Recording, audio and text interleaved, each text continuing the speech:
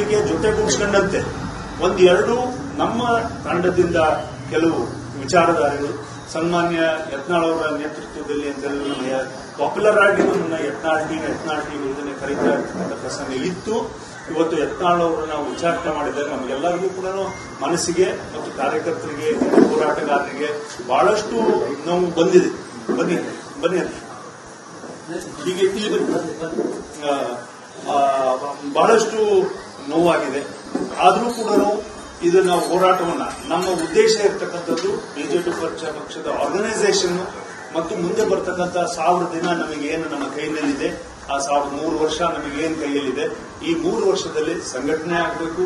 Booth ಮಟ್ಟಕ್ಕೆ ನಾವೆಲ್ಲರೂ ಕೂಡ ಸಂಘಟನೆ ಮಾಡಿಕೊಂಡು ನಮ್ಮ ಕಾರ್ಯಕರ್ತರಿಗೆ ಬಲವನ್ನು ತರಬೇಕು ಅಂತಕ್ಕಂಥ ನಿಟ್ಟಿನಲ್ಲಿದೆ. ಮತ್ತು ಹಿರಿಯರು, ಕಿರಿಯರು, ಅನುಭವಸ್ಥರು, ಮಹಿಳೆಯರು ಮತ್ತು ಗ್ರಾಮೀಣ ಪ್ರದೇಶದಲ್ಲಿರ್ತಕ್ಕಂಥ ರೈತರು ಮತ್ತು ನಾಗರಿಕ ಬಂಧುಗಳು ಮತ್ತು ಪಟ್ಟಣ ಪ್ರದೇಶದಲ್ಲಿರ್ತಕ್ಕಂಥ ನಮ್ಮ ನಾಗರಿಕರಿಗೆ ಇವರೆಲ್ಲರೂ ಕೂಡ ಒಳಗೂಡಿಸಿಕೊಂಡು ಒಂದು ಒಳ್ಳೆಯ ವಾತಾವರಣವನ್ನು ಸೃಷ್ಟಿ ಮಾಡಬೇಕು ಬಿಜೆಪಿ ಪಕ್ಷಕ್ಕೆ. ಇದು ಪೂರಕವಾಗಿದೆ. ಇವತ್ತು ಆಂಟಿ ವೇವ್ ಕಾಂಗ್ರೆಸ್ಗೆ ದೊಡ್ಡ ಮಟ್ಟದಲ್ಲಿ ಹೊರಟಿದೆ.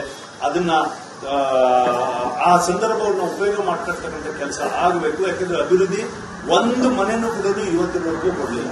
ಒಂದು ರಸ್ತೆಗಳನ್ನ ಇವತ್ತು ಗ್ರಾಮ ಪಂಚಾಯತಿಗಳು ಚುನಾವಣೆ ಆಗಲಿಲ್ಲ, ತಾಲೂಕಾ ಪಂಚಾಯತಿ ಚುನಾವಣೆ ಆಗಲಿಲ್ಲ, ಮತ್ತು ಯಾವುದೇ ಪುರಸಭೆಗಳು ಚುನಾವಣೆ ಆಗಲಿಲ್ಲ, ಕಾರ್ಪೊರೇಷನ್ ಚುನಾವಣೆ ಆಗಲಿಲ್ಲ. ಇದು ಗ್ರೇಟರ್ ಬ್ಯಾಂಗ್ಳೂರ್ ಮಾಡ್ತೀವಿ ಅಥವಾ ಒಂದು 3 ಭಾಗ ಮಾಡ್ತೀವಿ, 4 ಭಾಗ ಮಾಡ್ತೀವಿ ಅಂತ ಹೇಳ್ಬಿಟ್ಟು ಇದನ್ನೇ ಮಾಡ್ಕೊಂಡು ಸುಮಾರಷ್ಟು ವರ್ಷಗಳ ಕಾಲ ಇದೇ ನಡೆದುಬಿಟ್ಟು ಬ್ಯಾಂಗ್ಳೂರಿನ ಅಧೋಗತಿಗೆ ನಾವು ಸಿಂಗಾಪುರ್ ಮಾಡ್ತೀವಿ, ನಮ್ಮ ಇದು ಮಾಡ್ತೀವಿ ಅಂದರು.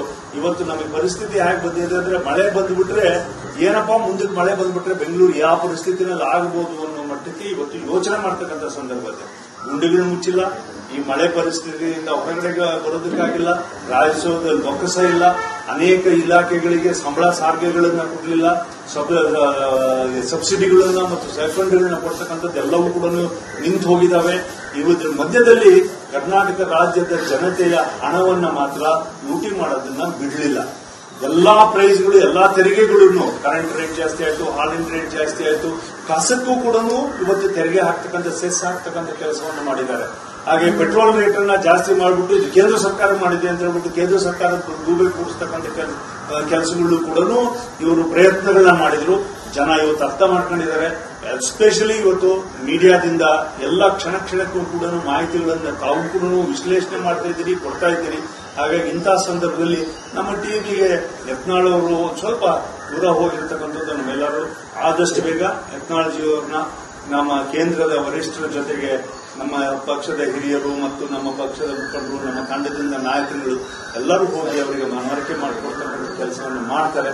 ಒಂದು ಸ್ವಲ್ಪ ಧಾರವಾಡ ಭಾಷೆ, ಉತ್ತರ ಕರ್ನಾಟಕದ ಭಾಷೆ, ಈ ಕಡೆ ಭಾಷೆ ಮಾತಾಡಬೇಕಾದ್ರೆ ಸ್ವಲ್ಪ ಏರು ಧ್ವನಿಯಲ್ಲಿ ಮತ್ತು ಭಾಷಾ ಅನುಸಾರವಾಗಿ ಕೆಲವು ಮಾತನಾಡಿರ್ತಕ್ಕಂಥದ್ದು ಕೆಲವು ತಪ್ಪು ಕಲ್ಪನೆಯಲ್ಲೂ ಕೂಡ ಹೋಗಿದ್ದಾವೆ.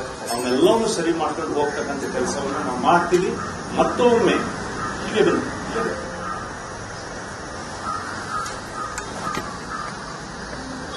ಮತ್ತೊಮ್ಮೆ ಯತ್ನಾಳ್ಜಿ ಅವ್ರನ್ನ ಮತ್ತು ಅದೇ ರೀತಿಯಲ್ಲಿ ಬಿಜೆಪಿ ಪಕ್ಷಕ್ಕೆ ಹಿಂದುತ್ವಕ್ಕೆ ಅನೇಕ ಕಾರ್ಯಕರ್ತರು ಯಾರ್ಯಾರು ದೂರ ಆಗಿದ್ದಾರೆ ಅವರೆಲ್ಲರನ್ನೂ ಕೂಡ ಒಟ್ಟಿಗೆ ತಂದಿರುತ್ತು. ಮುಂದಿನ ಚುನಾವಣೆಯಲ್ಲಿ ಭದ್ರವಾಗಿರ್ತಕ್ಕಂಥ ಬದಲಾವಣೆಯನ್ನು ಮಾಡಿಬಿಟ್ಟು ಚುನಾವಣೆಯನ್ನು ಮಾಡ್ತೀವಿ ಅಂತಕ್ಕಂಥ ವಿಶ್ವಾಸ ಎಲ್ಲರೂ ಕೂಡ ಇದೆ.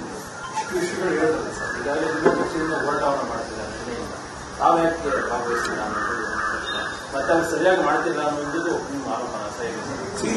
ಒಂದು ಹೋರಾಟವನ್ನ ಮಾಡ್ತಕ್ಕಂಥದ್ದಕ್ಕೆ ನಿಮಗೆ ಫ್ಲೋರ್ ಆಫ್ ದ ಹೌಸ್ ಅಸೆಂಬ್ಲಿನಲ್ಲಿ ಎಲ್ಲರೂ ಇದ್ರು.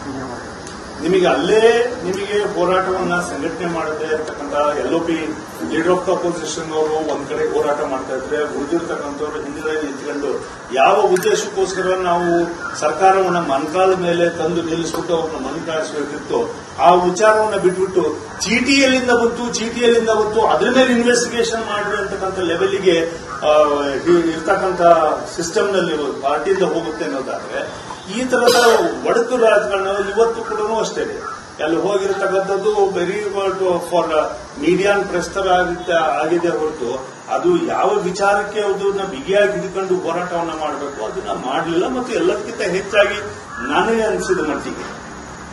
ಅನಿಸಿದ ಮಟ್ಟಿಗೆ ಅವ್ರು ಯಾರು ನಾವ್ಯಾರು ಈ ತಂಡಕ್ಕೆ ವಕ್ಫ್ ಹೋರಾಟಕ್ಕೆ ಇವತ್ತೆಲ್ಲ ಜಯಗಳಿಸಿದ ಹಾಗೆ ಅವರು ಕೂಡ ಸಂಘಟನಾತ್ಮಕವಾಗಿ ನೋಡಿ, ಆರ್ಗನೈಸೇಷನ್ ಕೊಡ್ಲಿಲ್ಲ ಅಂದ್ರೂ ಕೂಡ ಜನತೆ ಇವತ್ತು ಕೊಟ್ಟುಬಿಟ್ಟು ಇವತ್ತು ಸಕ್ಸಸ್ಫುಲ್ ಆಗಿ ನಮಗೆ ಆಶೀರ್ವಾದ ಮಾಡಿಬಿಟ್ಟು ವಕ್ಫ್ಗೆ ಕರ್ನಾಟಕದ ಸಪೋರ್ಟ್ ಇದೆ ಅಂತ ಹೇಳ್ಬಿಟ್ಟು ಇವತ್ತು ಅದನ್ನ ಮಾರ್ಗದರ್ಶನ ಮಾಡಿ ಯಶಸ್ವಿಗೊಳಿಸಿಕೊಂಡಿದ್ದಾರೆ.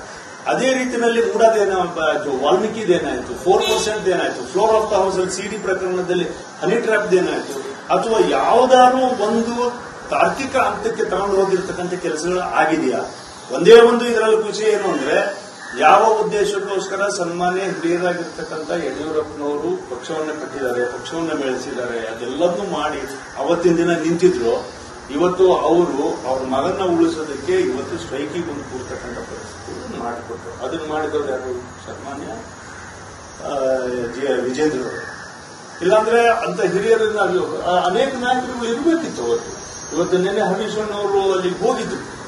ಅವರು ಹೋಗ್ಬಿಟ್ಟು ಅಂದ್ರೆ ಒಂದು ದೊಡ್ಡ ಹೋರಾಟ, ಒಂದು ಇವತ್ತು ನೋಡಿ ನಮ್ಮ ಕರ್ನಾಟಕ ರಾಜ್ಯವನ್ನ ಏನಾದ್ರು ಒಂದು ದೊಡ್ಡ ಮಟ್ಟಕ್ಕೆ ಇವತ್ತು ಏಕೀಕರಣ ನಮ್ಮ ಗೋಕಾಕ್ ಚಳುವಳಿ ಆದ್ಮೇಲೆ, ಅದಾದ್ಮೇಲೆ ಮತ್ತೊಂದು ಕರ್ನಾಟಕ ರಾಜ್ಯವನ್ನು ಒಂದು ಮಾಡತಕ್ಕಂಥ ವಿಚಾರ ಏನಾದ್ರು ಇವತ್ತು ಬಂದಿದೆ ಅನ್ನೋದಾದ್ರೆ ಅದು ಕಾಂಗ್ರೆಸ್ ವಿರುದ್ಧ ಇರತಕ್ಕಂಥ ಅಲೆ. ಕಾಂಗ್ರೆಸ್ ಕೊಟ್ಟಿರ್ತಕ್ಕಂಥ ಕಾರ್ಯಕ್ರಮ ಇವತ್ತು ಫೇಲ್ಯೂರ್ ಆಗಿರ್ತಕ್ಕಂಥದ್ದು. ಅದೇ ಆ ತರದ ವಿಚಾರಗಳನ್ನ ಬಿಟ್ಟುಬಿಟ್ಟು ಇದನ್ನ ಒಳಗಡೆ ಇಲ್ಲೇ ಸರಿ ಮಾಡ್ಕೊಳಕ್ಕಾಗಿಲ್ಲ. ಇಲ್ಲೇ ಸರಿ ಮಾಡ್ಕೊಳಕ್ಕಾಗದೆ ಇರ್ತಕ್ಕಂಥದ್ದನ್ನ ತಗೊಂಡೋಗ್ಬಿಟ್ಟು ಫ್ರೀಡಮ್ ಪಾರ್ಕ್ ಮಾಡ್ಕೊಂಡು ನಾವು ಸ್ಟ್ರೈಕ್ ಮಾಡಿಸ್ತೀವಿ ಅಂತ ಹೇಳ್ಬಿಟ್ಟು ಆರ್ಗನೈಸೇಷನ್ ಮಾಡಿ ಹೋಗಿರ್ತಕ್ಕಂಥದ್ದು ಮತ್ತೊಂದು ಲೆವೆಲಿನ ಗುಂಪಾರಿಕೆನೇ ಆಗಿದೆ ಹೊರತು, ಒಡಕಾಗಿದೆ ಹೊರತು ಅದು ಉತ್ತಮವಾಗಿರ್ತಕ್ಕಂಥ ಹೋರಾಟಕ್ಕೆ ನಾಂದಿ ಹಾಡ್ತಾ ಇಲ್ಲ ಅನ್ನೋದಕ್ಕೆ ನಾವು ವರಿಷ್ಠರನ್ನು ವಿನಂತಿ ಮಾಡ್ಕೊಂಡಿದ್ದೀವಿ.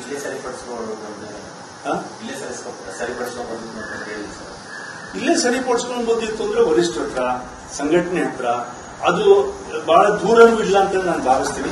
ಆದಷ್ಟು ಬೇಗ ಇವಾಗ ರಾಷ್ಟ್ರೀಯ ಅಧ್ಯಕ್ಷರದ್ದು ಮತ್ತು ಬೇರೆ 16 ರಾಜ್ಯಗಳ ಅಧ್ಯಕ್ಷರುಗಳದ್ದು ಆಗ್ತಕ್ಕಂಥ ಸಂದರ್ಭದಲ್ಲಿ ಕರ್ನಾಟಕ ರಾಜ್ಯದ್ದು ಕೂಡ ಸರಿಯಾದಂತಹ ಮಾರ್ಗದರ್ಶನ ನಮಗೆ ಮತ್ತು ಆದೇಶವನ್ನ ವರಿಷ್ಠರು ಮತ್ತು ಪಕ್ಷ ಮೇಲಿನ ಕೊಡುತ್ತದೆ ಅಂತ ಒಂದು ವಿಶ್ವಾಸ ನಮಗೆ. ಏನ್ ಪ್ರಾಬ್ಲಮ್ ಇಲ್ಲ ಏರಿಯಾದಲ್ಲಿ? ಏನ್ ಪ್ರಾಬ್ಲಮ್? ಏನ್ ನಿಮ್ ಪ್ರಾಬ್ಲಮ್? ಇನ್ನೆಲ್ಲ ಪ್ರಾಬ್ಲಮ್ ಆಯ್ತಿಲ್ಲ ಹೇಳಿ. ಏನ್ರಿ ನಿಮ್ ಪ್ರಾಬ್ಲಮ್? ಏನ್ ನಿಮ್ ಪ್ರಾಬ್ಲಮ್ ಅಂತ ಹೇಳಿ. ಯಾರಪ್ಪ ನಗರಕ್ಕೆ? ಗಾಂಧಿನಗರ, ದಾಸರಹಳ್ಳಿ, ರಾಜರಾಜೇಶ್ವರಿ ನಗರ, ಚಾಮರಾಜಪೇಟೆ, ಹುಬ್ಬಳ್ಳಿ, ಚನ್ನಮರುತ್ತದ, ಮೈಸೂರಿಗೆ ಬಂದಿರೋದು. ಬ್ಯಾಡಗಿ ತಾಲೂಕಿಗೆ ನಾವು ಬಂದಿವ್ರಿ. ಸರ್ ಹೇಳಿ ಸರ್, ಏನ್ ಪ್ರಾಬ್ಲಮ್? ನಿಮ್ ಎಮ್ಎಲ್ಎ ಹೆಂಗೆ? ಏನೆಲ್ಲ ಸಮಸ್ಯೆಗಳು? ಏನ್ ಕಥೆಯಲ್ಲಿ ಬಂತ? ಯಾಯಪ್ಪ ಯಾವತ್ತೂ ಬಂದಿಲ್ಲ. 2 months ಇಂದ ನೀರಿಲ್ಲ. ಟ್ಯಾಂಕರ್ ಬರ್ಬೇಕಲ್ಲ, ರೋಡ್ ಸರಿ ಇಲ್ಲ ಅಂತ ಯಾರ ಹತ್ರ ಹೋಗಿ ಹೇಳೋದಕ್ಕೆ ನಮ್ಗೆ ಯಾರು ಇಲ್ಲ.